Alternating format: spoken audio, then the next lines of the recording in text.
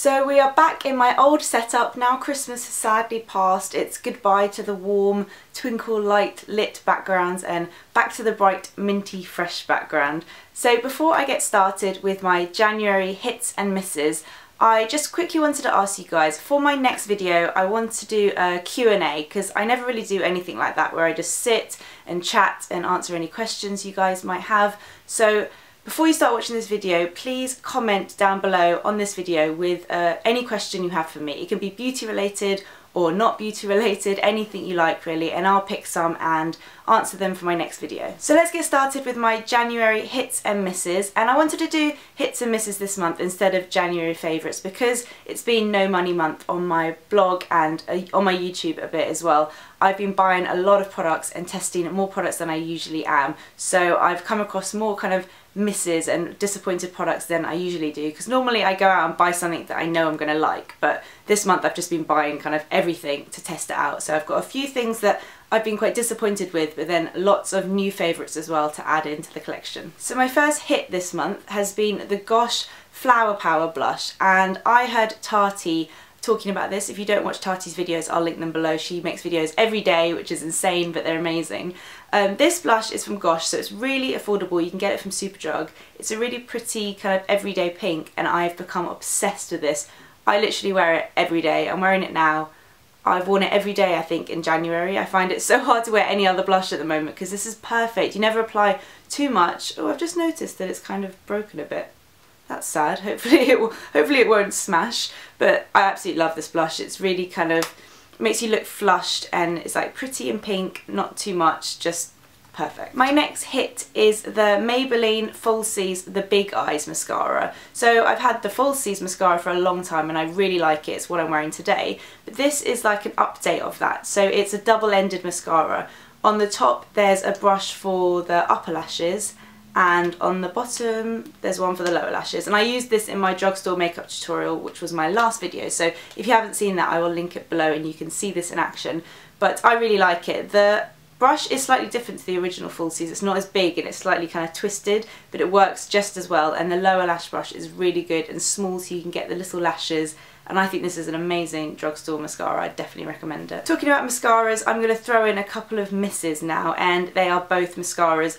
I come across a lot of drugstore mascaras that I don't like just because, I don't know, a lot of them just don't do anything for me. There's some amazing ones like Maybelline The Rocket, the Falsies, Soap and Glory, Thick and Fast I think it's called. There's some that I love, but then quite a lot of them I feel like when I apply them they just do nothing to my lashes. I can't even explain it. It kind of makes them look more thin and bare than they actually are. So two that I tried this month and instantly just knew I didn't like. First of all, L'Oreal, the Miss Manga collection. This has had crazy marketing and advertising. I've seen it everywhere on YouTube. I've seen it like in magazines, billboards, TV. It's like got a huge campaign behind it, and I really liked the advertising, like images and stuff. So I picked this up in store, and I think I got the waterproof version as well. So it's the Mega Volume Miss Manga, and there's no other way to explain it apart from that it did nothing for my lashes. It's got a nice kind of bendy tip, which I really like, and it's a tapered brush, which means it's good to get in like the corners, but it just didn't do anything for my lashes. I think mascaras work differently on everyone, so don't let me put you off, but this one didn't work for me. And the other one that didn't work at all is the Max Factor Excess Volume Extreme Impact Mascara, and this is actually a new one, and it's cool. It comes in this like giant packaging, and it's got one step, and it's basically got two steps. So the first one is a giant thick brush, and the second step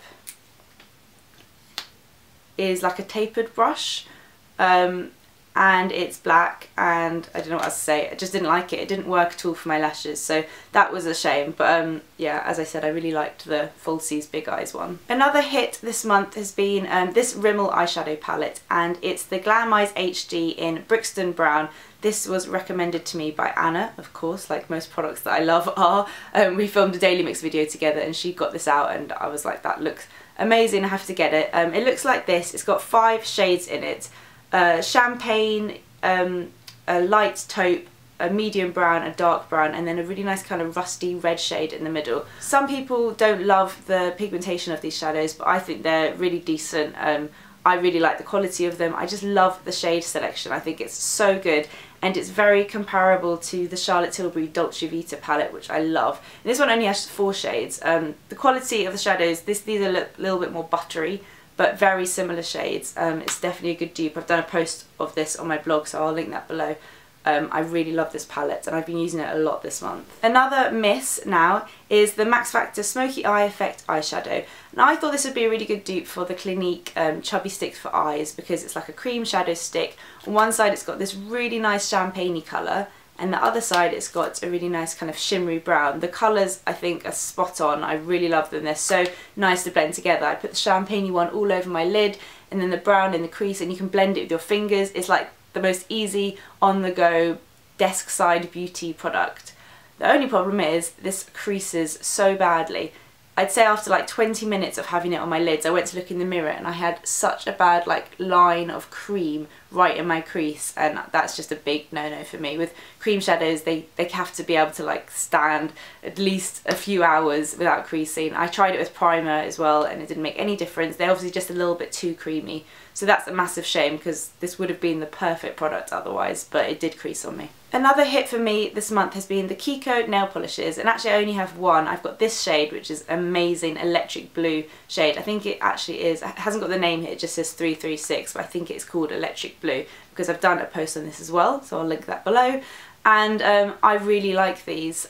They're really affordable. Kiko is just an amazing brand. I love the cream eyeshadow sticks as well. But the nail polish was really good. I was really impressed with it. They've got so many shades as well. And I was really happy that I liked this because I have the Kiko nail case. I don't know if I've shown this in a video before.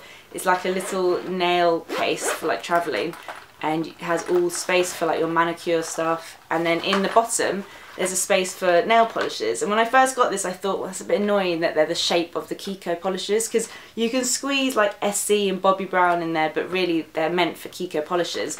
But now I know how great they are, I'm just going to go out and buy like a few more, and then if I ever go away I can just take my Kiko polishes away in this. And I really like the shape of the bottle as well, so I'm going to go back and see what other shades they have, because I was really impressed with the quality of this, and they're really easy to apply and they last well, don't chip. And yeah, they're really affordable. Another miss this month have been the Superdrug cotton wool pads. I know this sounds like a random one, but I buy the big oval cotton wool all the time. I usually buy these ones from Boots, and I use them to take my eye makeup off and sometimes my face if I'm using a bit of Bioderma. I don't use them for nails, I just use them for my face. And I bought these ones from Superdrug because I was in Superdrug anyway, and I just thought they'd be the same as the Boots ones, but they're awful. They are so harsh and they're not soft at all. So when I use them on my eyes or on my face, I just get such red raw eyes or raw face, and it really made my face like go red and sore, and I was just shocked at how rough they were, and it really made such a difference to my skin. I thought when I first tried them I thought, oh, they're not that soft, but it'll be fine. My skin did not like these at all. So I bought 2 packs and I haven't actually opened the second one. I'm going to use them for my nails instead and go back to my Boots ones, which are just so much softer and nicer to use. And yeah, I was just a bit disappointed at that. I didn't think they'd be any different, but they really were. My last 2 hits are non-beauty related. First of all, Mary Poppins by P.L.Travers. This is so random, but I saw Saving Mr. Banks, the film, like a month ago, and I absolutely loved it. I never really knew the story behind Mary Poppins, which was one of my favourite films when I was younger. I didn't really know the story, so I loved finding out the backstory, and after seeing the film I was like, I have to read the original book because it's obviously so different to the film that Disney created. So I've been reading this. It's really funny because it's like a kid's book. It's actually harder than you think. I know I sound like a moron, but like kids' imaginations are so wild. You have to kind of, I'm so used to like thinking, oh, that would never happen in real life. I have to kind of think outside the box a bit, but it's really a kind of light, enjoyable read at night, so it's quite a nice childhood memories reading this. I've also been absolutely loving Breaking Bad. Me, Rich and my mum have been watching it on Netflix, and we are on the last season. I think we've got about 10 episodes to go until the end, so no one comment, don't tell me anything about what happens, I'll freak out, but it's amazing. We literally watch like 3 or 4 episodes at a time. It's so addictive. It's amazing. If you haven't watched Breaking Bad, and if you're kind of over 16 I'd say, then you definitely should. I'd really recommend it. It's about like a chemistry teacher that gets into creating like making drugs. Sounds awful, but it's so good. It's really addictive to watch and just so well written and so well cast, and I'm obsessed. I can't wait to finish it, but then I know I'll be sad when I do as well. So that's everything from my January hits and misses. I hope you liked seeing the products that I've loved and the products that I've been disappointed in as well. Don't forget to leave me your question, comment on this video, and then hopefully I can film that Q&A video for you guys to go up next week. Thanks so much for watching, and I'll see you in my next video. Bye! Hi guys, for today's video I'm going to be doing a drugstore makeup tutorial, or a back to school look if you are in school. I really hope you